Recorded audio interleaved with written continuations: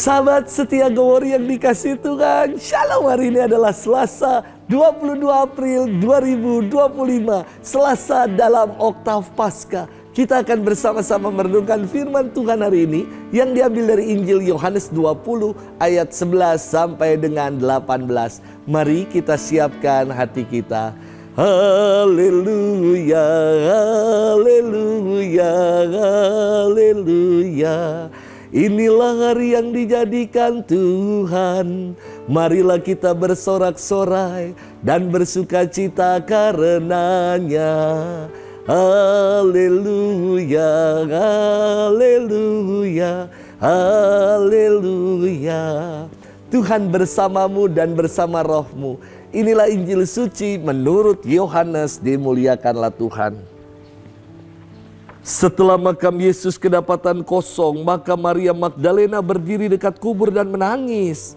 Sambil menangis ia menjenguk ke dalam kubur itu, dan tampaklah olehnya dua orang malaikat berpakaian putih, yang seorang duduk di sebelah kepala dan yang lain di sebelah kaki di tempat mayat Yesus dibaringkan. Kata malaikat-malaikat itu kepadanya, "Ibu, mengapa engkau menangis?" Jawab Maria kepada mereka, "Tuhanku telah diambil orang, dan aku tidak tahu di mana ia diletakkan."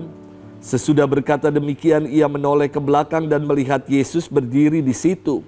Tetapi ia tidak tahu bahwa itu adalah Yesus. Kata Yesus kepadanya, "Ibu, mengapa engkau menangis?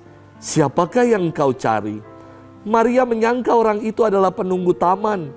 Maka ia berkata kepadanya, "Tuhan, jikalau Tuhan yang mengambil dia, katakanlah kepada aku di mana Tuhan meletakkan dia, supaya aku dapat mengambilnya." Kata Yesus kepadanya, "Maria." Maria berpaling dan berkata kepadanya dalam bahasa Ibrani, "Rabuni," artinya guru. Kata Yesus kepadanya, "Janganlah engkau memegang aku, sebab aku belum pergi kepada Bapa.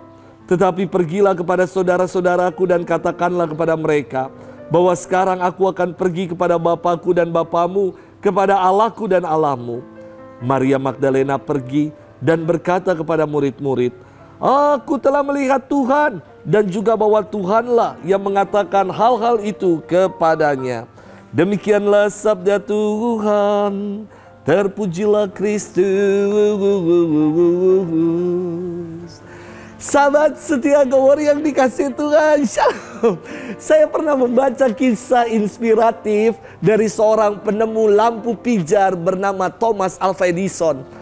Dulu ya, ketika dia masih sekolah dasar, Thomas dikeluarkan dari sekolah karena dipandang bodoh dan lamban. Namun mamanya dengan penuh kasih melihat sesuatu yang luar biasa dalam diri Thomas, dalam diri anaknya ini. Dengan penuh kesabaran, ia mendidik dan mengajar Thomas di rumah. Dan Thomas adalah seorang jenius yang dalam sejarah telah menghasilkan 1039 hak paten penemuan atas namanya.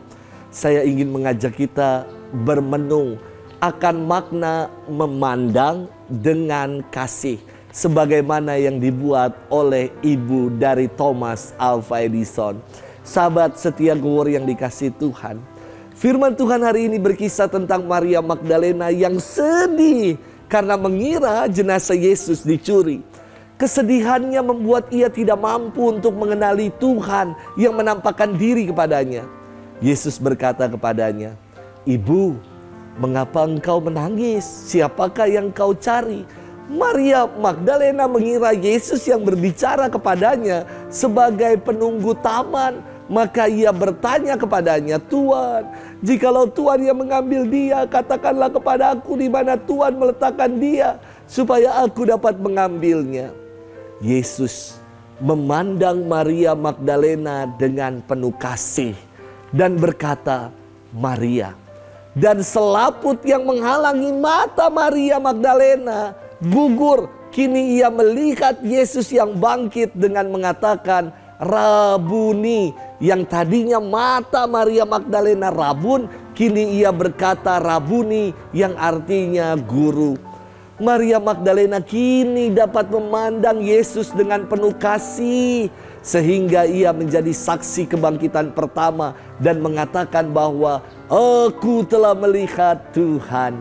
Sahabat setia Gowor yang dikasihi Tuhan, memandang segala peristiwa dengan kacamata kasih membuat dunia ini menjadi lebih berwarna dan damai rasanya. Kadang cara pandang kita terhadap dunia, terhadap yang lain selalu negatif dan overthinking. Yesus memandang kita semua dengan kasih dan menyapa nama-nama kita pribadi-pribadi supaya kita berubah menjadi pribadi yang lebih baik.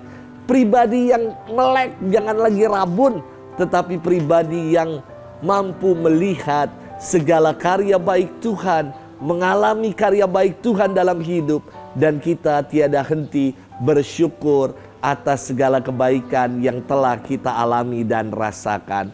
Selamat bermenung. Tuhan memberkati kita selalu, Bapa dan Putra dan Roh Kudus. Amin.